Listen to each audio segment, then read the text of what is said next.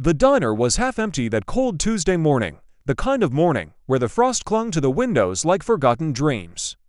A radio hummed quietly in the background, competing with the soft clinking of coffee cups and the hum of an old heater that coughed more than it warmed. Behind the counter, Lily adjusted her apron, her hands slightly red from washing dishes in freezing water. She smiled through the pain, just like she had smiled through the last few months of missed rent, skipped meals, and sleepless nights.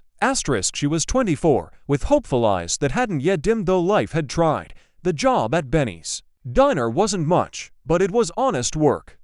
She started at 6 a.m. sharp, serving eggs and coffee with a warmth that belied her exhaustion. Most of the regulars, gruff truckers, night shift nurses, old-timers escaping loneliness loved her.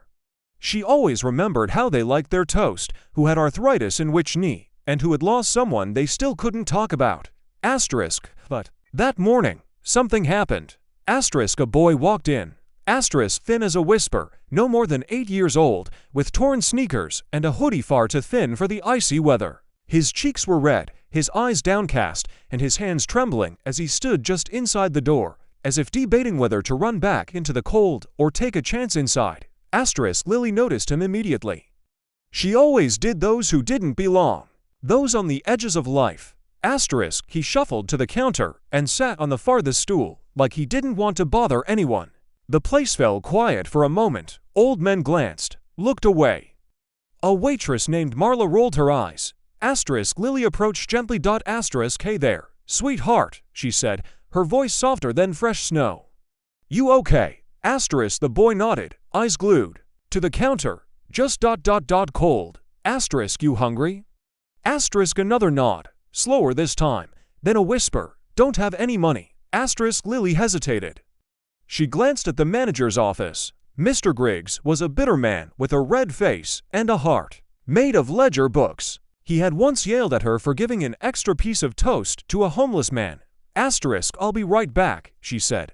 In the kitchen, she scooped some scrambled eggs onto a plate, added 2 slices of toast, and slid a hot chocolate into a chipped mug. Her heart pounded. If Griggs caught her, she could lose the job she desperately needed. But as she placed the plate in front of the boy and watched his eyes widen in disbelief, something inside her told her it was worth it. Always would be.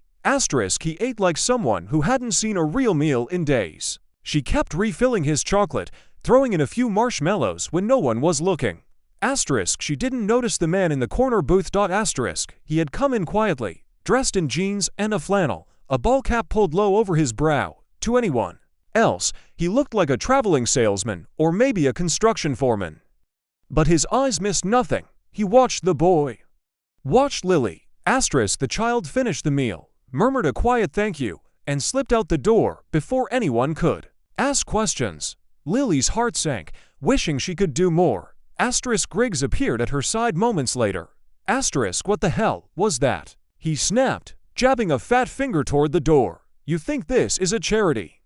He was a child, Lily replied, trying to keep her voice calm. He was freezing, starving. Griggs growled. I don't give a damn. You stole from the business. That comes out of your paycheck. It's $6 worth of food, she said, shaking her head. It's theft. And you're done. Lily's world dropped out from under her. But I'd get your things. No one spoke as she gathered her coat. Marla watched with mild interest. The cook muttered something about rules being rules. The man in the booth had already left, unnoticed. She walked out into the snow, heartbroken not just for herself, but for the boy. What would happen to him tomorrow or the next day? That night, Lily sat on the steps of her apartment complex, clutching a thermos of tea she couldn't afford and counting the bills in her wallet. $37.18. That was it. The landlord had already taped a final notice to her door. She didn't cry. She had learned to save her tears for when they could change something. The next morning, her phone rang. A number she didn't know. She almost didn't answer. Hello. Is this Lily Harper? A professional voice asked. Yes.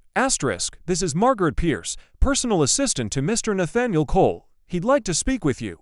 Her Heart skipped. Who were asterisk? There was a click. Then a warm male voice came on the line. Asterisk Lily, he said. You don't know me, but I was at Benny's diner yesterday. I saw what you did for that boy. Asterisk she froze. I'm sorry if I, asterisk don't. B. You did the right thing. My name is Nathaniel Cole. I'm the new majority shareholder of that diner chain. I bought the business last month. Yesterday was my first visit to see how things were run. Asterisk Lily's breath caught. Asterisk you're the CEO. Asterisk yes, and I'm also a man who grew up in shelters. I know what hungry feels like. That boy you fed. He reminded me of myself. Asterisk I didn't know. She whispered. Asterisk I know you didn't. That's why it mattered. You had nothing, and you still gave. I want people like you in my company. Asterisk Lily didn't speak. She couldn't. Asterisk I fired Griggs this morning. You're rehired if you want the job, not as a waitress. As a regional training manager for customer care. Better salary, benefits, full-time. Asterisk why? She finally asked, tears slipping down her face now, unwelcome but unrelenting. Asterisk because we need more people who act with heart. That's what real leadership looks like. Asterisk 2 months later, Lily walked back into Benny's diner, this time wearing a blazer and holding a clipboard. The staff stood straighter. Marla offered a nervous smile. The new manager, a gentle woman named Beth, greeted her with warmth. Asterisk Lily trained them not just in service, but in compassion. Asterisk she implemented a new policy across all locations. No child goes hungry. Discretionary meals for those in need were now budgeted and tracked with corporate approval. Asterisk she didn't see the boy again for a while. Asterisk but one Sunday, he returned. Clean clothes, brighter eyes, holding the hand of a tired-looking woman who must have been his mother. Asterisk he spotted her and smiled shyly. Asterisk hi, he said. My mom got a job. We have a place now. Asterisk Lily crouched to his level, tears again making their way down her cheeks. Asterisk I'm so glad, she whispered. Asterisk I never forgot your eggs, he added. Asterisk she laughed. Well, come in, we've got better ones now. Asterisk he took his mother's hand, and they sat in the booth by the window, sunlight pouring in, like hope. Asterisk Lily's story spread. Asterisk a local journalist wrote a piece called The Waitress, Who Fed a Future. Asterisk then. National news picked it up. Asterisk, and Lily never let it go to her head. Asterisk she kept working.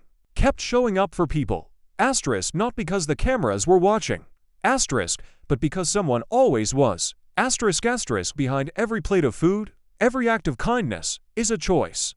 To follow the rules or to follow your heart. Asterisk and sometimes, when you follow your heart, someone else follows you.